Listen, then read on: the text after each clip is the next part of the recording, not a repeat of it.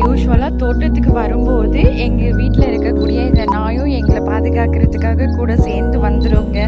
So இது பார்த்தீங்கன்னா எங்களோட நெல் வயல். ஸோ நெல்